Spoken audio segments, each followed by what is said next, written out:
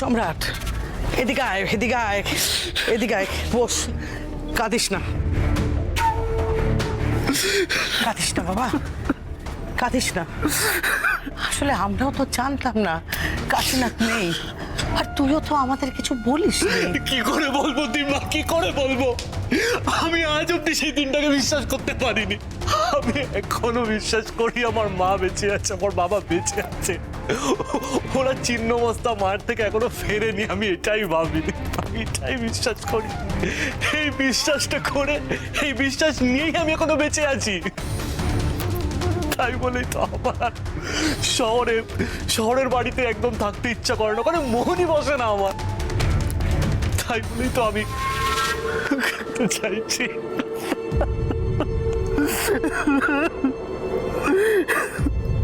কুল সম্রাট, ব্যাপারটা সত্যি খুবই দুঃখের, বাট উই আর হেল্পলেস। ওই যে কথায় আছে না, ভগবানের মার দুনিয়ার পার, কিছু করার নেই। কাঁদিস না সম্রাট, আমরা সবাই আছি তো। আরে আমরা আছি তো তোর সঙ্গে।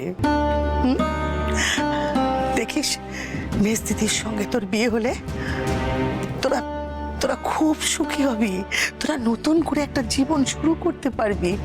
আর তখন দেখবি ওপর থেকে তোর বাবা মা তোদের অনেক আশীর্বাদ করবে। সম্রাট, আমি তো তোর বড় দিদির মতোই।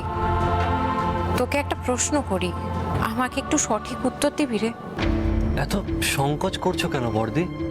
কি জানতে চাও বলো। তুই শিউলিকে মন থেকে বিয়েটা করছিস তো?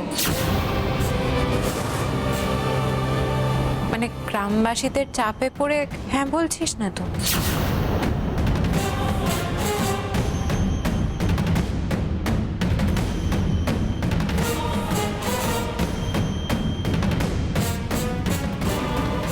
না বর্দি,